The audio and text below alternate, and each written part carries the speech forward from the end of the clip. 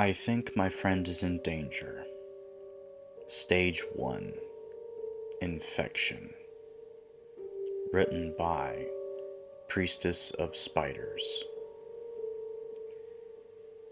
This series has content warnings for animal abuse and self-harm. Viewer discretion is advised.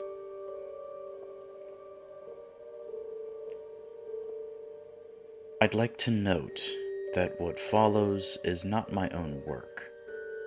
A good friend of mine, who for the purposes of her privacy shall be referred to as Trinity, sent me 4 text documents with instructions that, quote, the 4 stages, end quote, be distributed over a period of 4 days, and that I am not to open the documents prior to their appointed posting date. She did not explain the reason for this, simply stating that it was imperative I obey her instructions to the letter, and I swore to her that I would. She thanked me, and I have received no message from her since. All of my subsequent attempts to reach Trinity for further information have been ignored.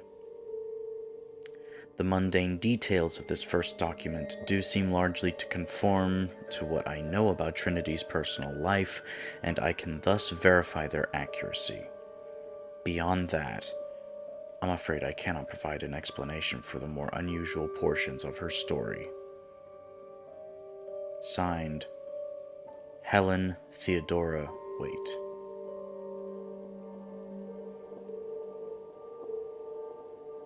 It's their fault. None of this would have happened if it wasn't for them. I would have been fine. I could have lived out my whole life in peace without ever looking at it. But it's too late to think about that now. There's no undoing what has been done. Don't ever get married at 21. I don't care if you've known them for years. I don't care if you feel like you want to grow old with them. Never, under any circumstances, give into that impulse, especially if it's your first real relationship. You're not old enough to understand what is good for you, and you won't understand if you're being abused. My own ill-advised marriage lasted 3 years before it fell apart, though the warning signs were there long before they slipped a ring on my finger. Their name was Seth, and they possessed just the sort of low cunning necessary to twist a woman like me around their finger. Trans girls freshly out of the closet are an easy target for manipulation. We're desperate for validation, possess extremely little in the way of self-esteem, and are generally very easy to trick into doing anything you want if you deliver a dose of targeted misgendering masked with social justice jargon. Is your wife upset? Clearly she's behaving aggressively due to her male socialization. You should let her know that sort of behavior makes you feel very afraid. Does your wife have difficulty performing all of the housework in addition to being employed full-time to support the both of you? Obviously an example of weaponized male incompetence. She should unlearn that toxic masculine behavior. This sort of thing works especially well if you happen to also be some flavor of gender outlaw. Trinity, I'm non-binary. How on earth could I be transphobic? You say that sort of thing is just perpetuating lateral violence. Needless to say, those 3 years were some of the darkest of my life, to the extent that I passively accepted the terms of the divorce when Seth finally grew tired of me and tossed me aside in favor of a new model, profoundly exclaiming that they had managed to move on and heal from their past trauma. But I simply hadn't been able to grow with them. They still took my money, of course. It's my fault, really. I should have never agreed to paying alimony. It's not like it was required, given the short length of the union, after all, but they were always very good at convincing me to do whatever they wanted. and they had explained to me that I owed them payment for the years they had spent dealing with the burden of being in a relationship with me. The alimony agreement was odd. At least, that's the diplomatic way the clerk put it when I showed her the paperwork. They wanted to have a portion of my monthly income, 25% of it, for a year. The clerk even explained to me that I didn't have to agree to this sort of thing, that under state law there was no obligation for me to accept it, but my mind was filled with 3 years' worth of fine-tuned brainwashing, and she wound up accepting the signed document with a sigh. It took a few months of talking with my friends about the divorce to even realize that I was the one who had been abused. It's not like I was trying to gain sympathy about it. For a very long time, I felt as though everything was my fault, that I had been a terrible wife. But the more I talked about my marriage, the more alarmed my friends and family members would become. I know this sounds like I'm just complaining about a bad marriage, but it's necessary in order to understand the context of what has happened to me. It was exactly a year and a day after the divorce was finalized when my grandmother died. I was incredibly surprised to find that in her will, she had listed me as the inheritor of her old house. It made sense, I suppose. My father and aunt both had their own houses at this point. My aunt had no children, and I was an only child. I just wasn't expecting to become a homeowner at 25. In addition to the house, she also left me a not insubstantial sum of money, enough to at least rest comfortably for a few months while I settled into my new home. I wound up quitting my job, a dead-end retail position that had long since overstayed its welcome, and moved into the house nearly immediately, getting to work cleaning it up. If I'm being entirely honest, I wasn't too fond of the house. It's not that I had many bad memories there or anything like that.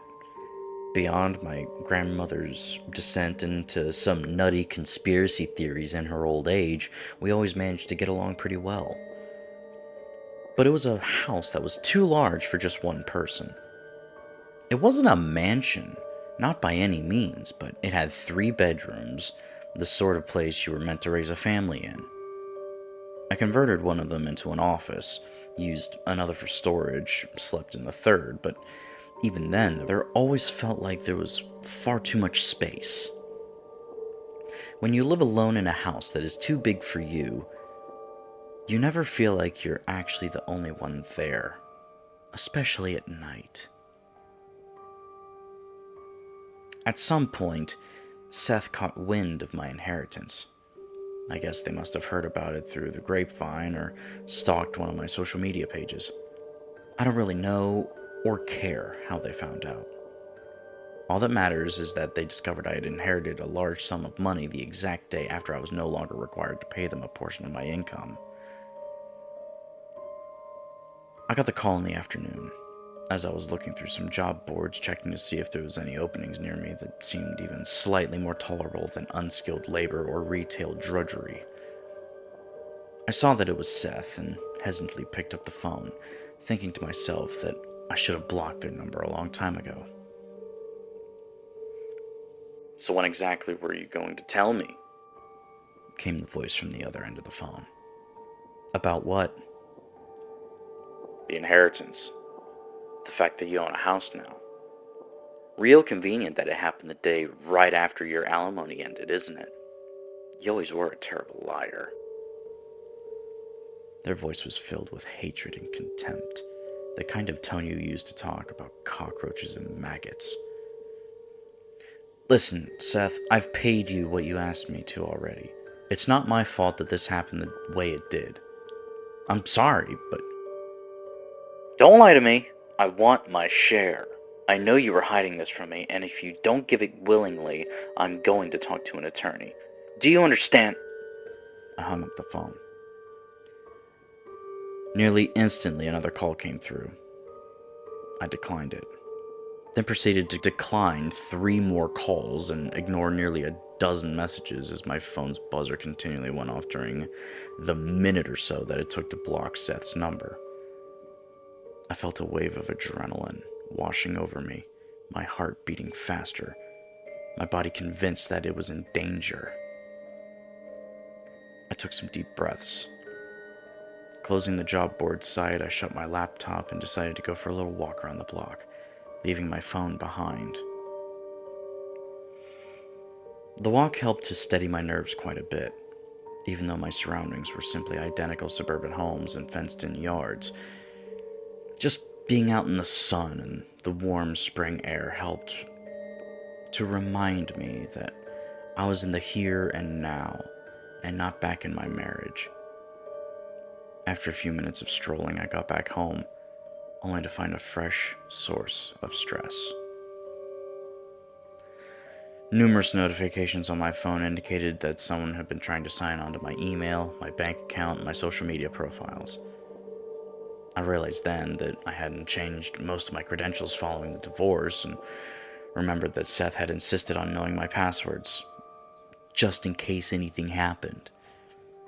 Fortunately, two-factor authentication, ever a thorn in my side, seemed to actually do something useful for once, and the only sites that had been breached were a couple of social media profiles, which had been promptly deleted in an act of petty revenge. I sighed and began getting to work changing all the passwords to my various accounts, as well as putting in requests to have my deleted profiles reinstated.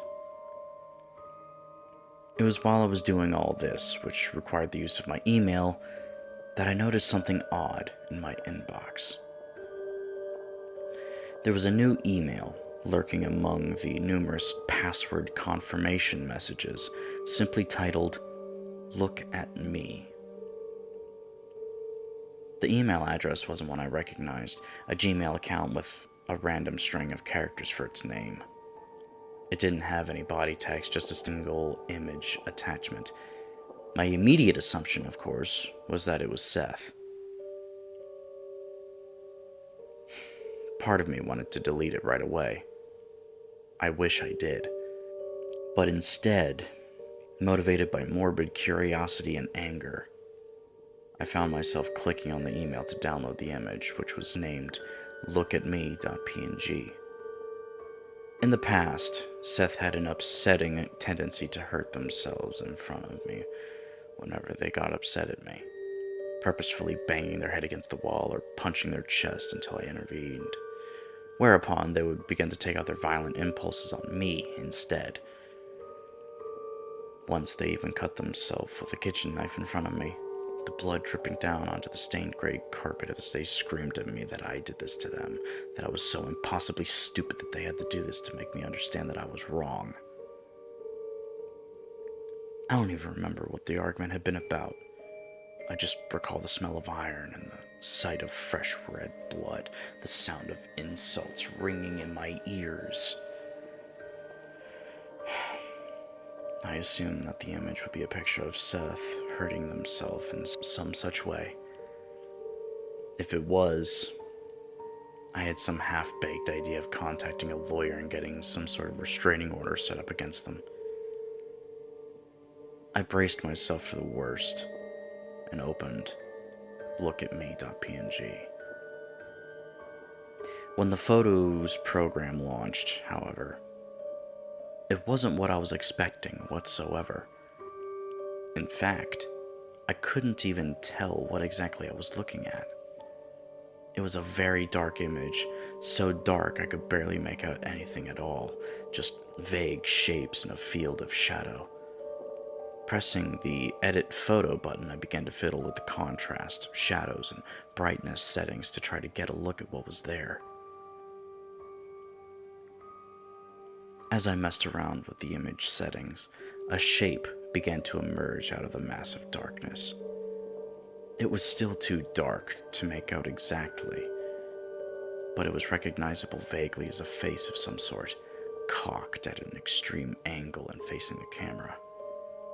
The eyes were too shadowed to make out, and long, dark hair covered most of the face. but I could tell vaguely that the mouth was stretched into something almost resembling a smile. There was something subtly familiar with the proportions of the face, but as I started to try further and lower the contrast to get a better look, the screen suddenly went completely black. I could hear my PC's fans turn on at full speed, the smell of hot plastic that comes when you push a computer's processing power to the limit. Panicking, I pressed down hard on the power button until the fans stopped. Rebooting my computer, I sat there with bated breath, silently praying that whatever I downloaded hadn't completely wiped my PC or locked me behind ransomware. The login screen came up as usual, and I let out a sigh of relief that there wasn't any obvious sign of damage when the desktop loaded up normally. I checked the downloads folder to go and delete lookatme.png, but it wasn't there. Similarly, a peek into my email inbox revealed nothing unusual either. I was still convinced that it had been some sort of malware, so I performed a routine scan with my antivirus, but everything turned up normal. It was as if nothing had happened. For the rest of that day, everything did seem more or less ordinary. I made dinner, read a little bit, and then spent a few hours watching mindless videos on the internet before heading off to sleep, finally at a frankly irresponsible hour of the night. I was still upset, of course, over Seth's attempts to break into my accounts, my deleted social media profiles, and the strange image that, at the time, I assumed had been sent in an attempt to unnerve me. Seth knew I was a very paranoid person, and it seemed in character for them to send me a disturbing image that would mysteriously vanish after crashing my PC.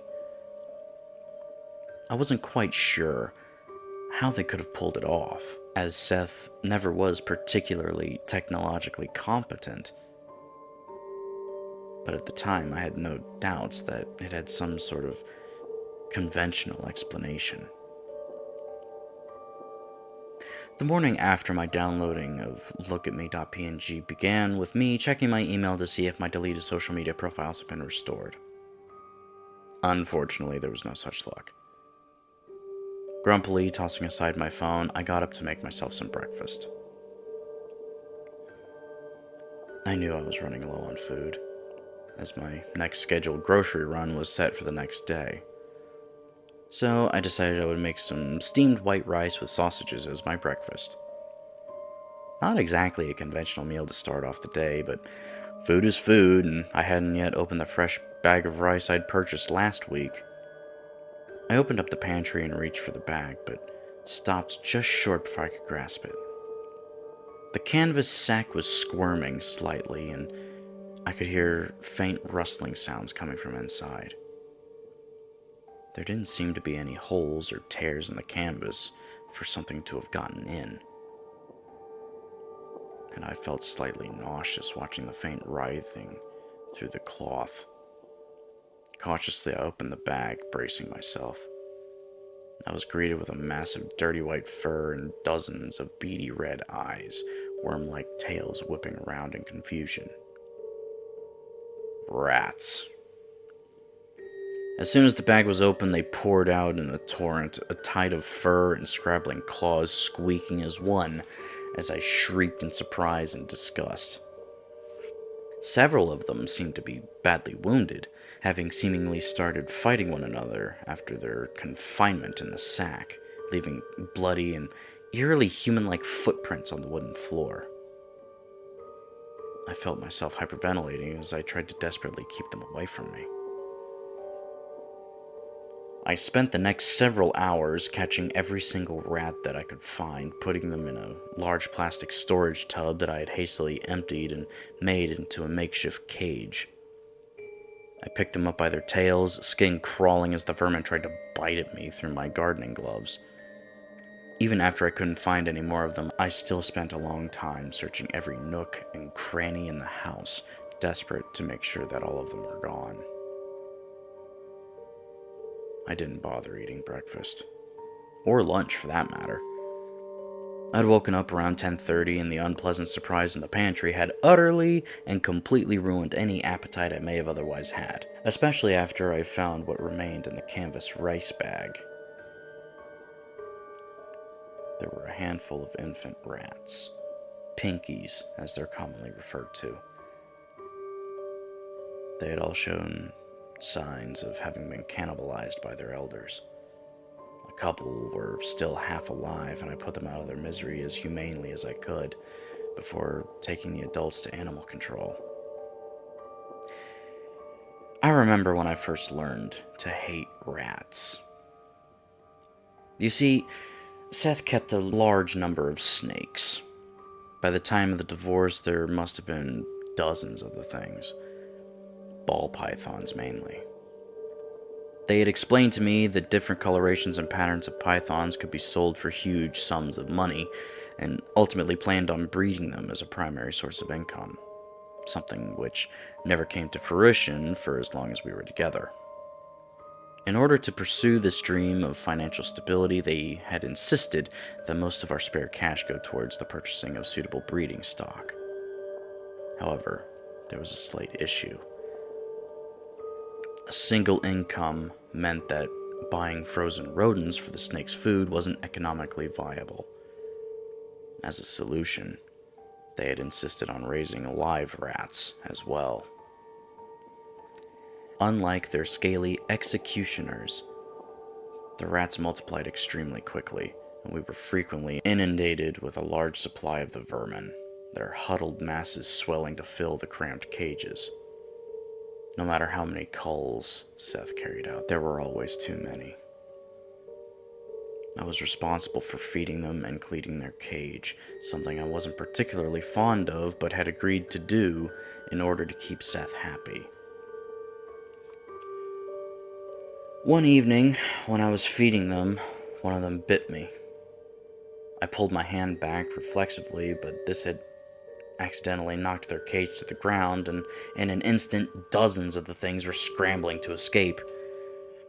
I wasn't able to get any sleep that night, with Seth demanding that I take care of the problem I had caused while they went to bed, locking the bedroom door behind them. To make matters worse, we had a cat at the time, and I wasn't able to successfully lock him up in the bathroom before he'd managed to catch and disembowel a handful of the smaller escaped rodents, leaving their entrails strewn about the living room of our apartment. Anyway, perhaps understandably, my encounter with the rats in the pantry left me something of a nervous wreck for the remainder of the day, periodically checking all around the house over and over to make sure that not a single remaining one of the vermin was left, jumping at every single perceived movement. Everything felt filthy, contaminated, as though the rats had rubbed their greasy bodies against every surface in the house. Whenever I thought about that horde of squealing things emerging out of the sack, I'd wind up needing to wash my hands to feel clean again. I couldn't recall a time in recent memory that my obsessive-compulsive disorder had been triggered this badly. I wound up taking a shower, just to try and relieve as much of my contamination anxiety as possible. As soon as I stepped foot into the hot flowing water, I could feel my shoulders untense, and I let out a deep breath that I didn't realize I'd been holding in. The calming steam, combined with the purifying sterile odor of soap, helped to steady my nerves considerably. It was as I was rinsing off that the lights suddenly went out. I was understandably startled, but not too shocked. I'd known that the house had some faulty wiring. Blackouts like these typically only lasted a few seconds. However, whatever electrical issues were affecting the lights had clearly interfered with the water heater as well, and I found myself flailing to get out of range of the suddenly ice-cold water. As I backed up to try and get away, however, I felt something sharp rake against my back. It was difficult to hear over the rushing water and beating of my own heart, but I could have sworn I heard rattling breathing right by my ear. I'm not ashamed to admit that I screamed out a mixture of pain and terror, tripping on the slick surface of the shower floor and banging my shoulder quite painfully. A second afterwards, the lights turned back on. I looked about frantically, trying to catch sight of the intruder, but I was alone in the bathroom.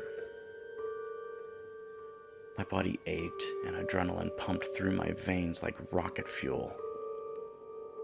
As I took deep breaths to calm myself down, I watched the water spiral down the drain of the shower, slightly tinged pink. I touched a hand to my back and it came back stained red with blood. I did eventually manage to calm down enough to prepare dinner at least, though with considerable difficulty. I felt exhausted and tired, the mental strain leading me to decide to head to bed early. I tried to chalk up my injury in the shower to stress, lying to myself that the 4 slash marks I found on my back must have simply been inflicted during my fall. I tried not to think about how there were no possible sharp objects in the shower that could have caused this. It wasn't very convincing, but it was the only rational explanation, and contemplating any further potential source made my head spin. I knew that even with my exhaustion, I wouldn't be able to effectively get to sleep without outside assistance, and decided to take a combination of diphenhydramine and melatonin supplements to help ease me into unconsciousness. I took the pills with dinner so that by the time I was finished, I would have no choice but to go to sleep. After lazily dumping my dirty dishes into the sink, I stumbled into my bedroom, shutting and locking the door with a reassuring click. I clumsily changed into pajamas and slipped into bed before turning off the bedside lamp. The cocktail of sleep aids didn't leave me with much capacity to focus on anything stressful, and fairly soon, I was in that pleasant state of half-awake near sleep that precedes dreaming. Only dimly aware of where I was. Even still, the dosage I had taken wasn't anywhere near enough to induce hallucinations, nor was I yet unconscious. In the foggy, rapidly dissipating remnants of my consciousness, I became dimly aware of a noise coming from close by. I turned my head slightly, half-lidded eyes receiving the dull image of my bedroom, faintly illuminated by the moonlight.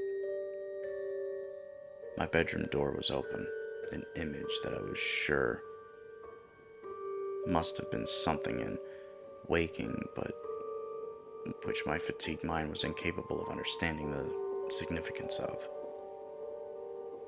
As my eyelids slowly drifted shut and I fell into a blissful sleep, I could faintly discern something large and pale crawling past the doorway on all fours. Postscript. In accordance with Trinity's wishes, I shall post the second stage of her story tomorrow. I have similarly obeyed her instructions regarding my own reading of the document and have not yet opened it. However, I have read the title Paranoia. I sincerely hope that Trinity is alright.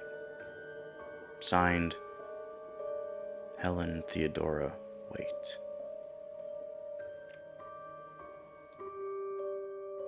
I think my friend is in danger. Stage 2, Paranoia. Written by PriestessOfSpiders.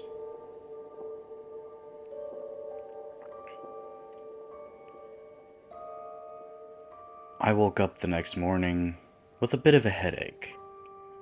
Groaning at the harsh sunlight coming through my window, I blinked the sand out of my eyes. It took me until my vision was clear for me to notice that my bedroom door, which I always made sure to close and lock before I went to sleep, was standing wide open. Like rusted gears starting to grind together, my waking mind slowly began to remember the strange crawling thing in the hallway I had glimpsed just before falling asleep. I've always been a bit paranoid, and this paranoia had only increased after I started living alone. Reaching into my pillowcase, I carefully extracted a pocket knife that I keep hidden in there, just in case.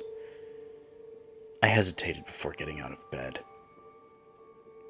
I sat there, listening for a few minutes, and trying to hear if there was any sound at my house. I couldn't tell for certain. There was no way of knowing, but it felt like I could hear a faint wheezing under my bed, as if someone was struggling faintly for breath,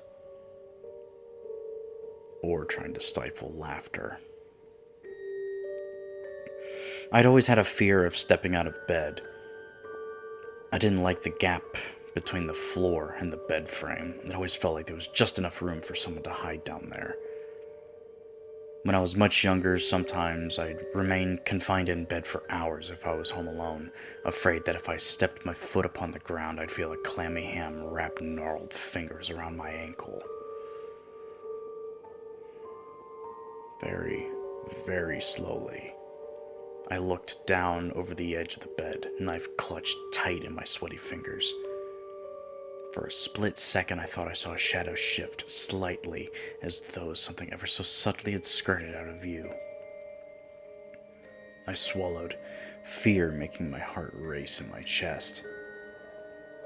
I counted down from 10, but didn't dare close my eyes.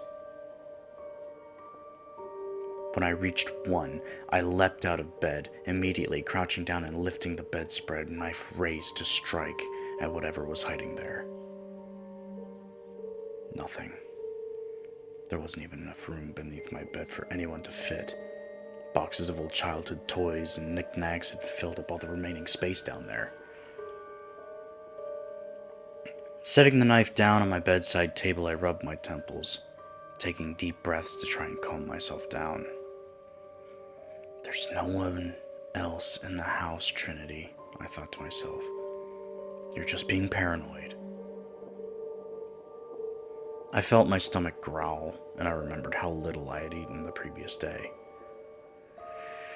Realizing I'd have to actually go out and buy food before I could feed myself, I sighed and put on some clothes, slipping my car keys and wallet into my jacket pocket.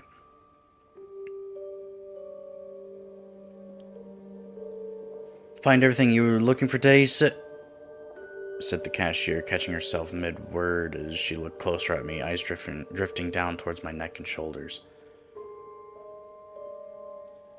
Just fine, thank you, I replied, not having any energy to even acknowledge this sort of thing.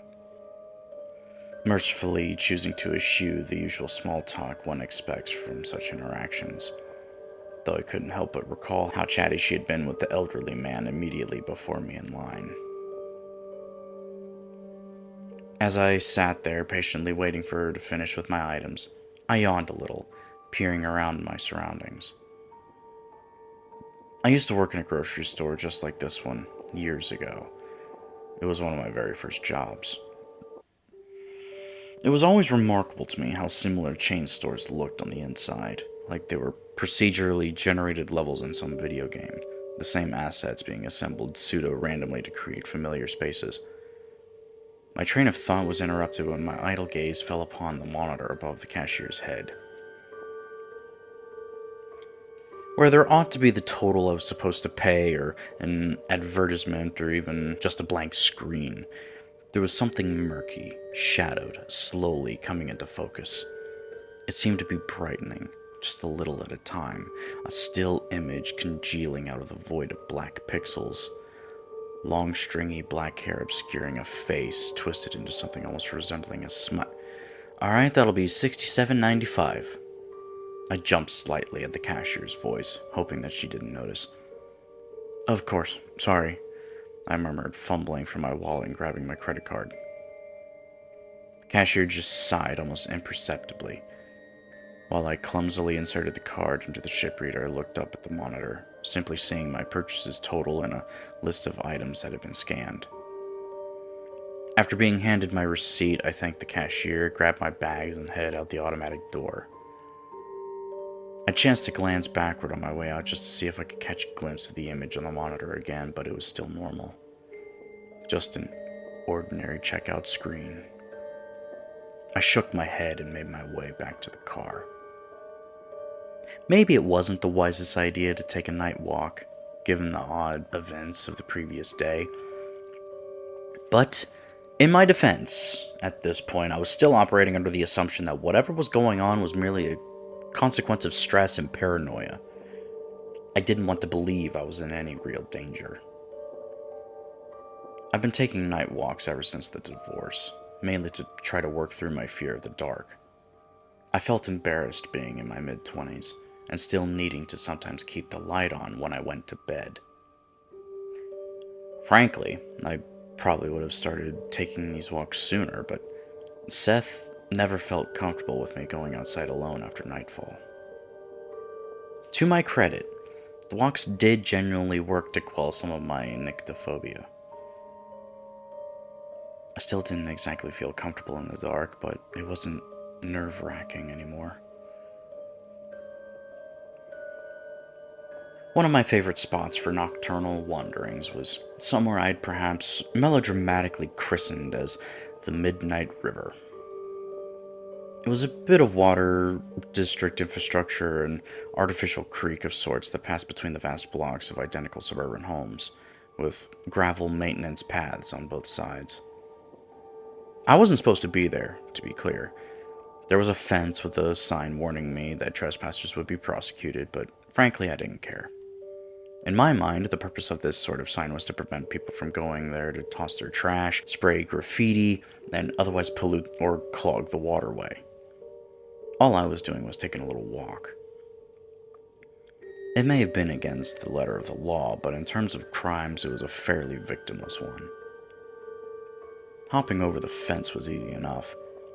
It wasn't exactly tall, and there was plenty of foot and handholds. After I was over the barrier, I reached into my jacket pocket and pulled out my phone, tapping the flashlight button. Even though I'd worked through a lot of my fear of the darkness, the Midnight River still could be somewhat unsettling at times. You see, if you're walking around after dark in the city or suburbs, there's still going to be quite a bit of ambient light due to street lamps, advertising billboards, 24-hour convenience stores, etc. The Midnight River, however, was nearly entirely pitch black. It was squeezed between lines of suburban homes with tall wooden fences of backyards forming walls that enclosed the entire space. The only places for light to get through were the chain link fences at each side of the Midnight River, with everything in between being smothered in a blanket of perfect inky blackness. It can actually be quite pleasant once you get used to only being able to see a few feet in front of you. The air was filled with the sound of croaking frogs to my immediate right, along with the gentle babbling of flowing water. This mixed with the crunching of gravel underfoot into a soothing melange of ambient noise. The walk along the Midnight River isn't especially long, maybe 15 minutes at most. I think it must have been about 5 minutes into my short journey that I heard the echo. It was subtle, difficult to notice, but once I'd realized it was there, I was unable to ignore it. About a quarter second after each of my footsteps, I would hear another footstep from somewhere behind me. I didn't dare pause to turn around, though I desperately wanted to. I worried that if I stopped moving, whatever was hiding in my footsteps would realize I'd caught on to its presence and attack me. My mind was racing, trying to think of what the source of the sound could be. Mountain lions sometimes come down from the hills and wander into suburbs, I thought to myself in a panic, or maybe it's some maniac looking for an easy victim. My neck itched with the desire to turn and look at my pursuer, my free hand reaching down automatically to grip the handle of my pocket knife. This continued for quite some time, the footsteps slowly but surely seeming to get ever so slightly closer. It was clear that even though my pursuer was matching my pace, they must have had a slightly longer stride, allowing them to gradually gain on me. I had to think of something, but every possible method of self-defense seemed somehow insufficient, like bows and arrows against the lightning. I felt weak, small, and vulnerable. Without any ability to gain information about whoever or whatever was following me, my mind jumped to the worst possible conclusions to fill the gaps in perception. Eventually, I could see light at the end of the river shining from a street lamp through the gaps of the chain-link fence. I realized I was going to have to climb the fence in order to get out. It must have been about 50 yards away when I decided to start running. Not wanting to give my pursuer any warning, I just stuffed my phone into my pocket and began sprinting as fast as I could possibly manage. My muscles burned with the strain and my lungs felt as though they were being pierced with needles, but fear motivated me to run faster than any medal or trophy ever could. As I ran, I could hear the crunch of gravel underfoot behind me, no longer trying to match my footsteps, simply moving as fast as possible to reach me. I almost collided head first with the fence, but somehow managed to get a foothold and started climbing, as though genetic memories of ascending trees in the jungle to escape some predatory beast had been unearthed in order to assure my survival. Within seconds, I was out of the midnight river and standing on the sidewalk beneath the blazing light of a street lamp. I fumbled for my pocket knife and opened it, getting into something vaguely resembling a defensive position as I turned to face the one possible place from which my hunter could try to reach me. And there was, indeed, something there in the dark. A dark figure just barely discernible at the edge of the street lamp's light. It took a slightly hesitant step forward, coming so close to being fully visible, but stopped before the light could touch it. I looked up at where I thought its face must be, and I could feel it looking back at me, studying me.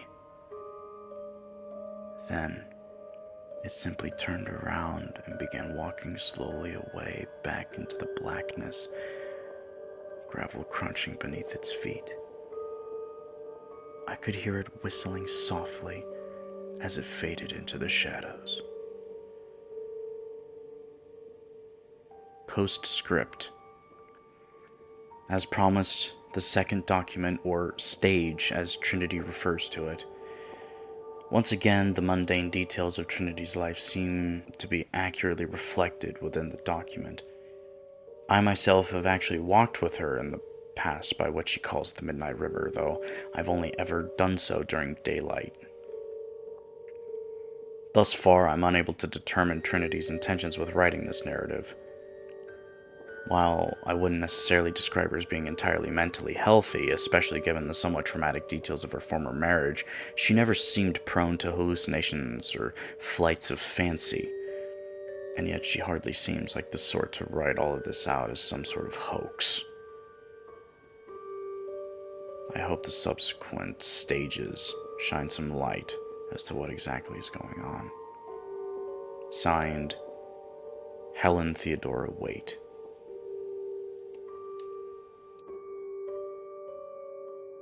I think my friend is in danger. Stage 3, Imitation. Written by PriestessOfSpiders.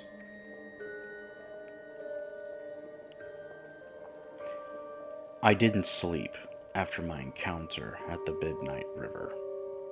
I mean, how could I? You're not able to just go home and relax after experiencing something like that.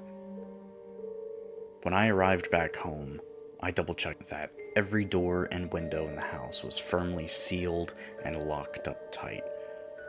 Turned on every light and proceeded to sit on my bed, clutching the largest kitchen knife I could find, just in case.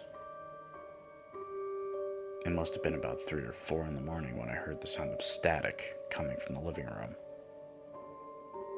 I tiptoed carefully through the rooms of my new home, knife held close in case any intruder suddenly made their presence known. As I reached the living room, I found the TV set on to a dead channel, breaking the silence with a muted roar of signal noise. It was an ancient CRT, older than I was, and despite my shock, I had to admit there was something faintly nostalgic about the buzzing of the static. As I stood there, unsure of what I was supposed to do, I heard the static quiet down to a low hum of analog noise. I discerned a faint image appearing on the screen. It was dark, shadows on top of shadows, just a vague shape. It didn't take very long for me to realize what I was seeing. The image slowly became brighter and brighter, revealing a blurry, uncanny face, cocked at an extreme angle and partially covered with long, dark hair.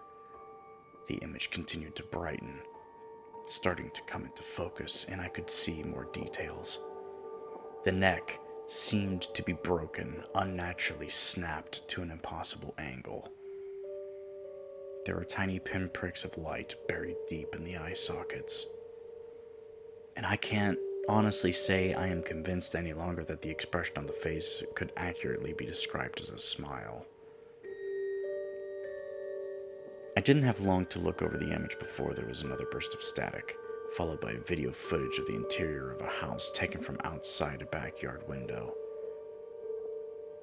The shot panned slowly to the right until I could see myself staring, transfixed with terror at the television set. But the camera wasn't focusing on me. It began to zoom in slowly, focusing down at the couch behind me, revealing a pale, twisted arm snaking out towards me from underneath the couch. All at once, the lights went out and the television set shut off as abruptly as it had turned on, leaving me alone in the darkness of the living room, scrambling frantically to get away from the couch and knocking over a vase of flowers in the process, shattering it on the floor. The lights came back on and I was alone in the living room. There was nothing reaching out from under the couch. Through the window, however, I could faintly see something climbing rapidly over the fence, disappearing into the neighbor's yard. I nearly had a heart attack when my phone started ringing. I'd spent the remainder of the night hiding in my bedroom with a flashlight just in case the power went out again, and my nerves were shot from so much time spent awake and afraid. Hours of silence being suddenly interrupted filled me with an intense panic, to the extent that I'm fairly certain in my startled state I screamed something like, "Go away!" before realizing it was just my phone. After taking a minute to calm myself, I answered the call. "Hello?" I asked, trying and failing to hide my fear. "Who is this?" In response, a familiar voice tinged faintly with an affected transatlantic accent drifted out of my phone's speakers, replying, "Goodness, Trinity, are you all right? You sound as though you've seen a ghost." It was the voice of my friend, Helen, a friend who I sincerely hope is reading this. I just started crying in response. After I'd inevitably managed to calm down just a little bit, I explained all that had happened, starting with a call from Seth and ending with my pursuer at Midnight River. The other end of the line remained politely quiet as I explained, with my caller only occasionally interjecting to provide sympathy and prompt me to continue. It felt so incredibly nice just to be able to tell someone what was going on, for someone to listen and take me seriously. After I'd finished my explanation and the tears had stopped flowing, The voice at the other end took some time to reassure me that I wasn't going crazy, that everything was all right. There was some discussions of possible rational explanations, and after a few minutes I began to feel much more normal. I felt safe again. I hate that it made me feel safe. After a while, the conversation had shifted to mundane topics. I don't even remember exactly what, something like movies or books we had read recently, things of that nature. I'd moved out of my bedroom and was just lounging on the couch in the living room. There was a brief lull in the conversation, and I was about to say that I needed to go and make myself breakfast, when suddenly the voice at the other end said, You know, Trinity, I really like the way your clothes smell. I burst out laughing. I couldn't help it. I mean, what else are you supposed to say when a longtime friend just out of nowhere announces that they enjoy the smell of your clothes? The voice at the other end laughed too, before adding, I thought it must have been some perfume or deodorant you wore, but no. I think it's the clothes. Not any sort of scent you add. Perhaps there is something in the detergent that appeals to me, because There was a long inhale, compressed badly by the phone's call quality. I'm smelling them right now, and they're just as good in your closet as they are on your body. My blood ran cold. If this is your idea of a fucking joke, Helen, it's not funny. Why would you think saying this sort of shit is even remotely okay after what I've been dealing with? There was a laugh on the other end of the line. A sick, acidic laugh, like venom dripping from a serpent's fang. It didn't sound like Helen's laugh at all.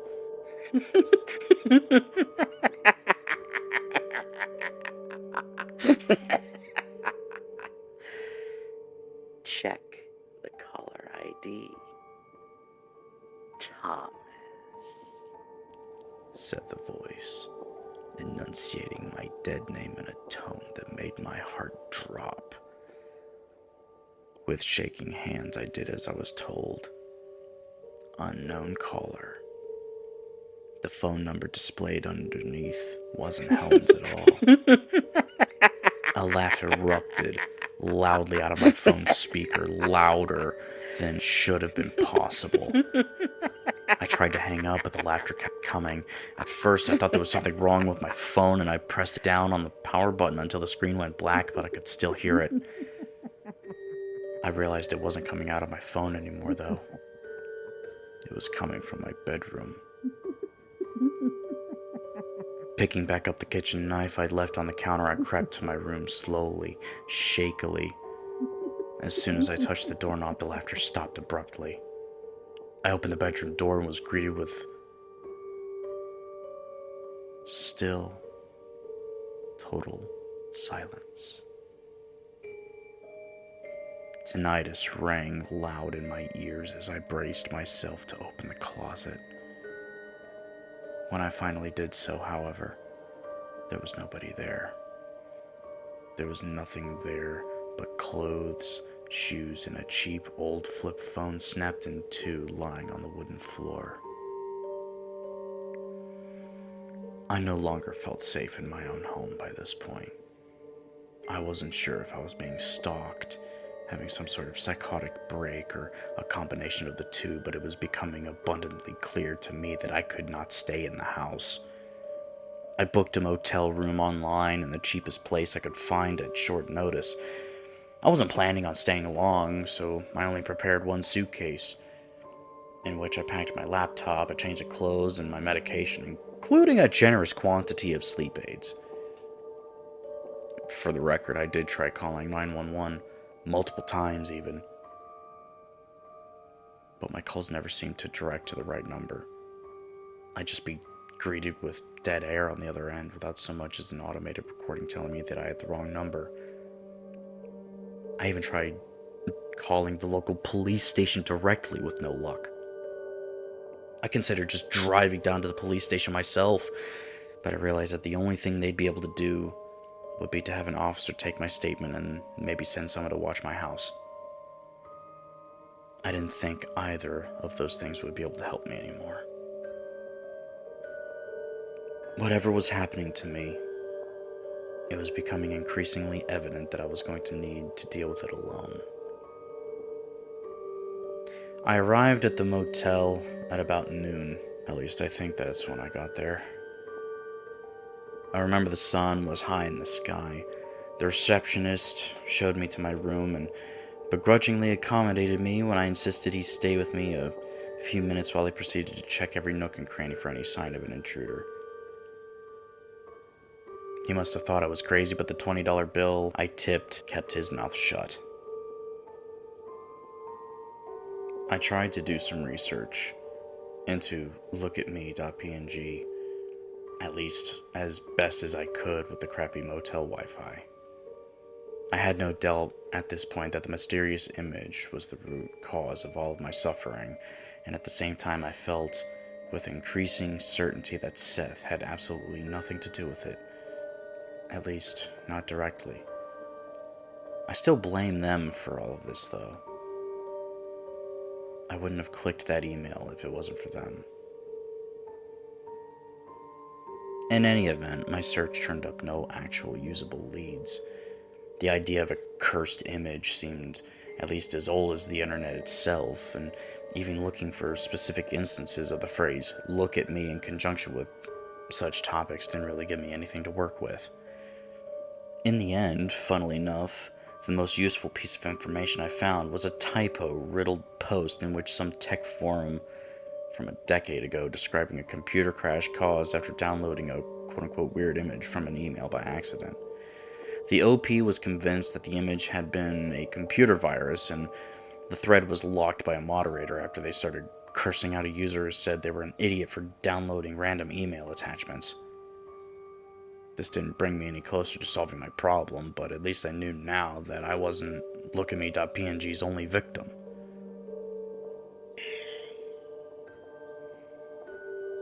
It seemed to be getting darker more rapidly all the time.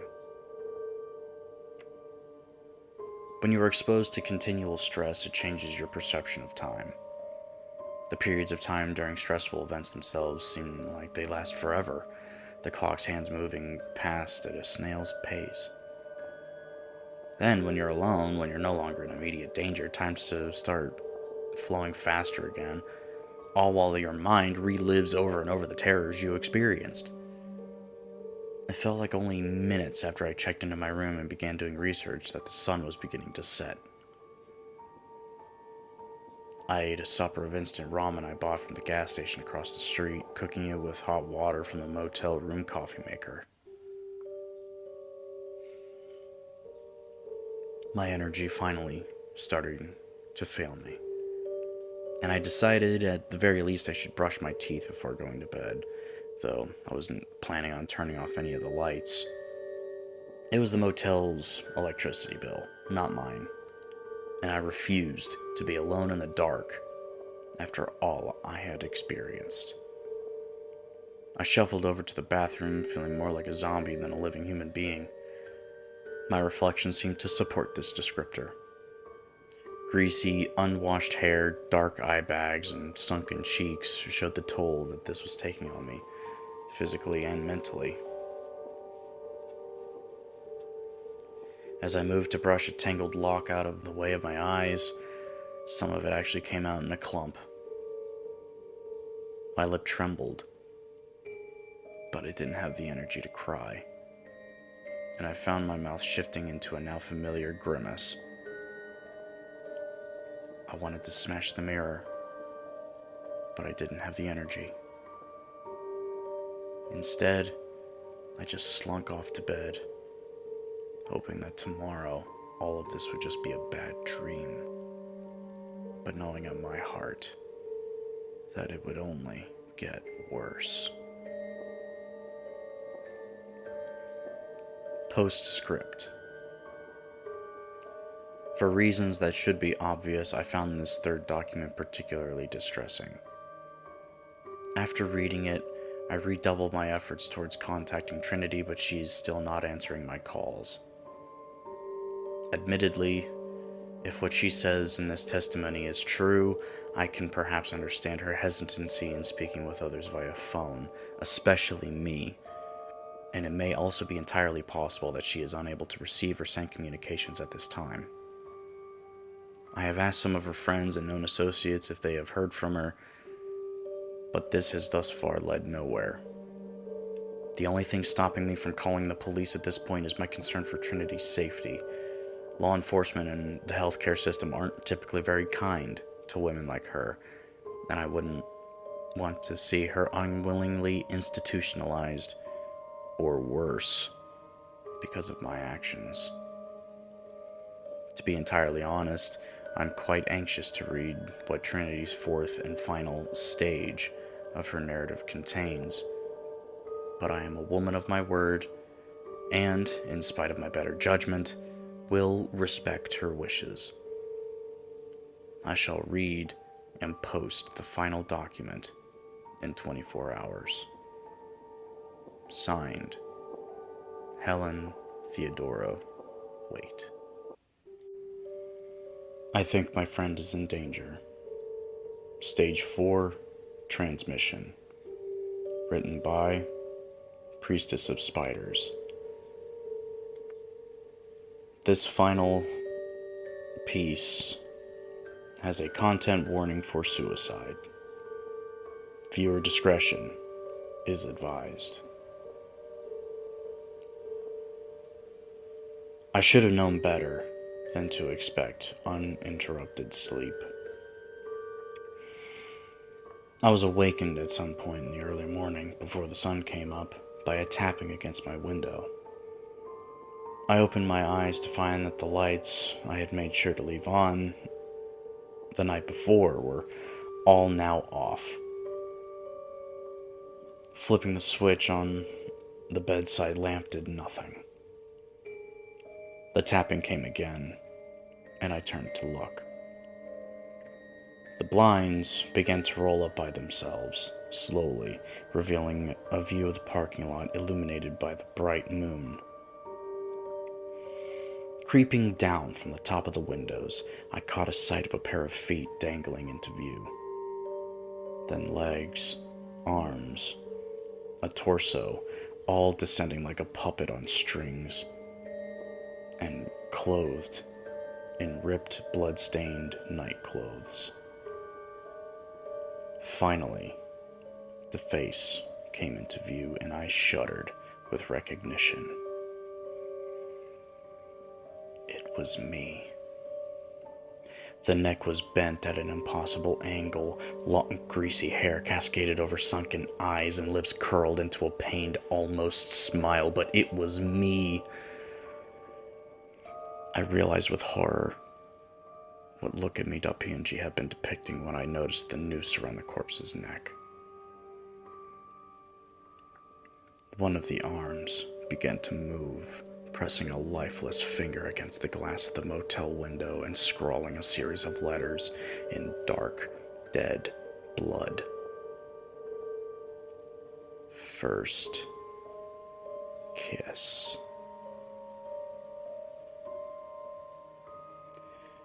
When the corpse was finished, the arm dangled lifelessly against its sides once more, and turned around to face the moon.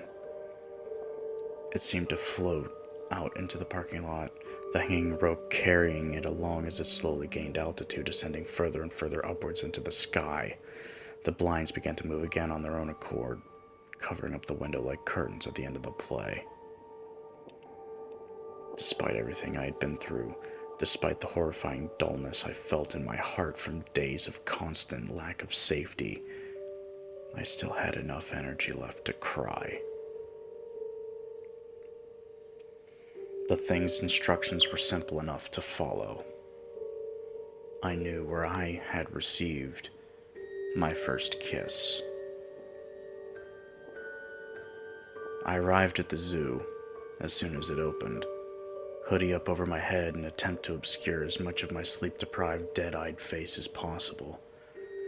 I didn't bother stopping to look at any of the exhibits, instead making a beeline for the reptile house. I hadn't visited it in a long time. It brought back bad memories of a relationship that had already begun to curdle at the time of that long-ago visit.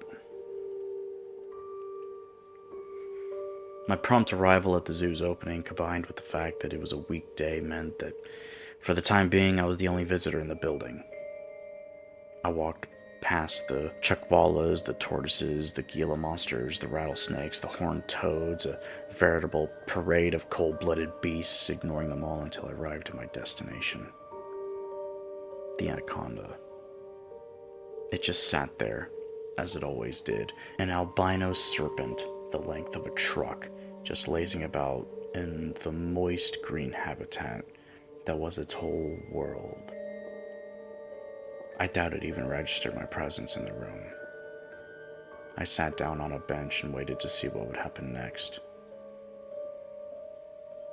It didn't take very long. After a few minutes, someone else walked into the room. I didn't need to look up to know who it was, or rather who it was pretending to be. Even in my peripheral vision, I could recognize myself. "Hello, Thomas," it said, its voice a perfect mimicry of my own. "That's not my name." It cackled, mockery dripping from its voice as its laughter reverberated through the dark room. I just sat there and waited for it to finish. I was too tired to be afraid anymore.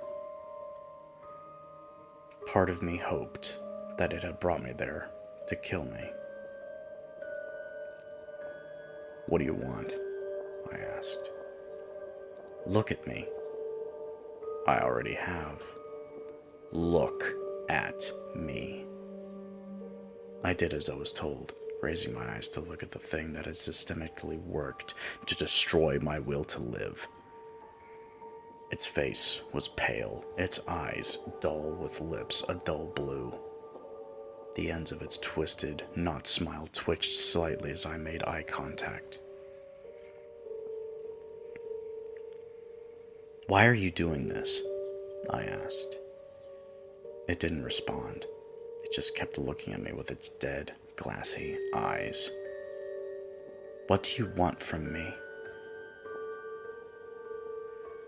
The thing reached a stiff, dead hand into its pocket, producing a scuffed and ancient flash drive. "Pass it on.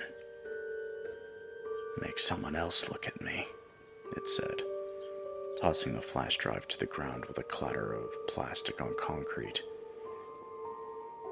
"No." In a flash, it was on top of me, hands around my throat. I struggled to breathe and frantically tried to push off my doppelganger's stiff, cold body, but to no avail. "It is very different," it said, "to think you want to die and to actually want to die. If you really wanted me to kill you, you wouldn't be here right now. You would have done it yourself already. You disgusting coward. You wouldn't try to fight back as you feel your own hands close around your neck. You wouldn't even try to take another breath. But you don't really want to die. You just want to stop suffering. That is not the same thing. And until you choose to die, I can make you suffer much, much worse than this." It let go abruptly, and I fell to the ground in a heap, shaking and coughing. The shot of adrenaline from my body's latent desire to stay alive provided me just enough emotional energy to feel very, very afraid.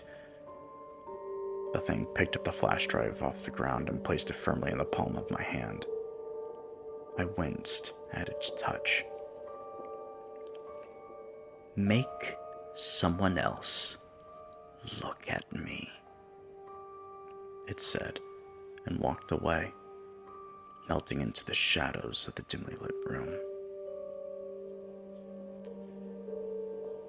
And that brings us to the here and now. I'm sitting at my computer now, staring at this Word document and trying very hard not to pay attention to the reflection I can see in my monitor at the figure standing right behind me. I've been writing this all out in one sitting, so I apologize if it isn't particularly coherent, Helen. But I know you'll understand. I trust you'll have done as I instructed, and hopefully by the time you're actually reading this, it has been several days after I wrote it. Right now, in another window, I have an email draft open. I'm using a temporary account, one of those self-destructing addresses that will delete in about an hour. I imagine I don't have to tell you what this email's title is, nor the name of its sole attachment. I haven't set a recipient yet. When I first started writing this all out, I thought for sure I'd just send it to Seth. Set the title to something like, "Here's a check for how much I owe you," or something like that.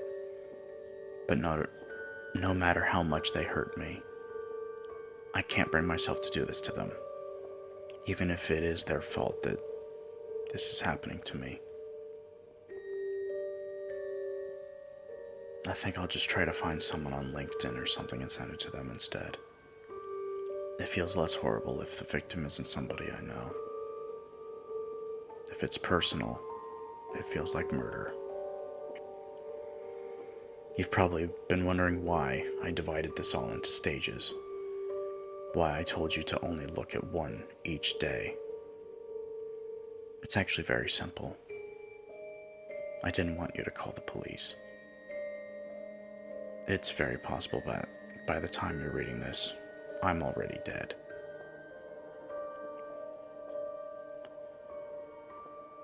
I don't want to see how much this thing can make me suffer. I'm hoping that after I pass on the email, it will just leave me alone, but I can't trust that this is the case. I don't want to be put on suicide watch and kept from getting out of this if there is no other way. At the same time, I want other people to know. I don't want anyone else to have to suffer through this like I have. I want the next idiot to download lookatme.png to have a fighting chance, an idea of what they're up against. This is the only way I can make that happen. I'm going to send these documents to you, Helen, so you can spread them far and wide. Then I'm sending the email. What happens after that, I don't know. Thank you.